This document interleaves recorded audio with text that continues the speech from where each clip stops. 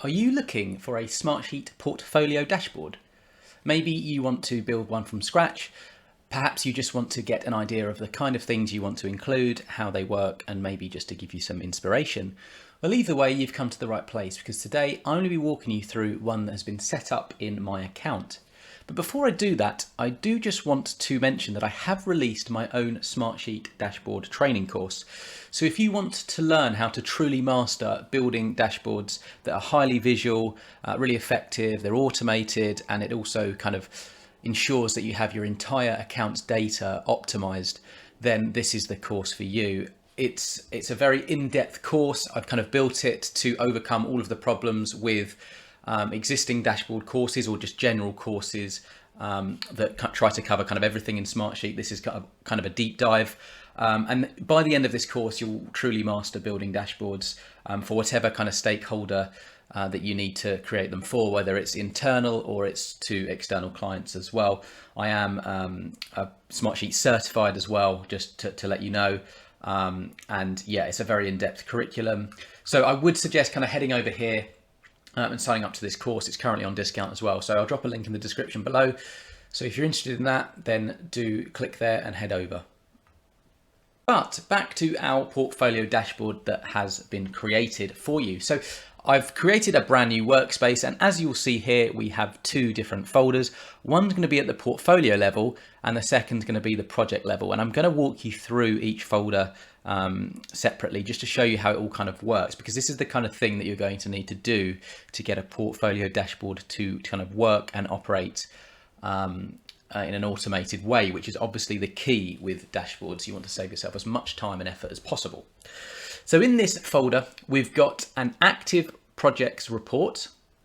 We have a projects at risk report, and we also have a portfolio metric sheet. So I'm going to open this up first quickly just to show you how it kind of works.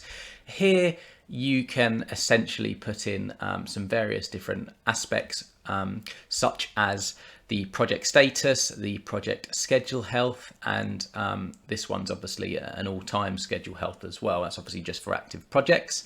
So I just wanted to show you this first. This is kind of the underlying data.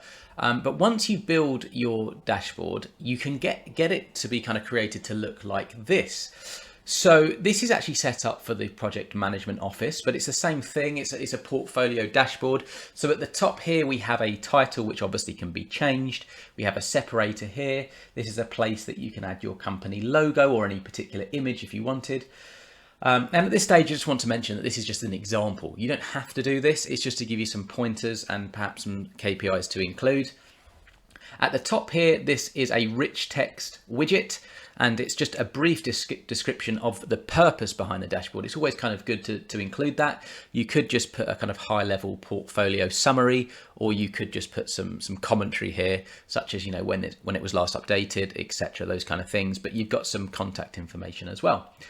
You've got another separator, and then here it gets into the main aspects and the main KPIs across the portfolio. So here you can see the number of projects by status, and this is a chart that has been kind of built from that underlying data sheet I just showed you a moment ago. The same thing with the projects by schedule health. There's another widget on the right to add some additional text, maybe providing some insight into these widgets, or perhaps just some help on, you know, how you want to use the dashboard. And then you've got some kind of high level metrics at the bottom here. So the total number of projects all time, total number of active projects, those are at risk. You've got shortcuts through to the at risk, the projects that are at risk, that's the report here. And then you've got some resource links here. So this is the kind of thing I would suggest that you set up. You may even want to pause this video at this particular point, and you can kind of leverage what we've kind of got here. You can see that there's some titles in place as well. So you've obviously got the charts and then you've got the titles above. And they've obviously been kind of, the heading has been colored in a slight blue to just kind of make it pop and make it kind of clearly noticeable what it's kind of showing below. And at the bottom here, we've just got a report that shows all of the active projects, and it's been set up with a Gantt view as well. Should you want to kind of see that, you can obviously remove that as well. Now at the bottom here, you can replace this widget with a form URL. So if you wanted to add a place for your stakeholders to enter data into your particular Smartsheet, then you could do that via a form. You would obviously just need to set up the form on the back end, and there's also an ability to provide some feedback at the bottom. So this is a portfolio dashboard in a nutshell. It's high level. It's showing you, the idea is that it shows you kind of a breadth of all the different projects that are running under your organization, and a high level insight into what's actually happening across the portfolio. So these are the kind of widgets that I would set up. Of course, it's just an example only. So this is obviously the high level dashboard, but I did want to show you also the project level. So the benefits of setting up a separate workspace and having kind of it all kind of intertwined is that you can set up individual projects that kind of flow through to the portfolio. So this would be what you kind of set up for your project managers, and this is what they'd kind of update on a day-to-day basis. So you've got overdue tasks at the top. This is obviously a report. We've got some project metadata. I'll just open that up now, actually, just to show you kind of the things to include. So here, this is basically a high-level summary sheet that it's been set up with different formulas as well, but it just gives you an overview of all of the different projects that are running perhaps in the portfolio. So that's a very, very useful high-level summary data sheet that can collect all of that kind of information.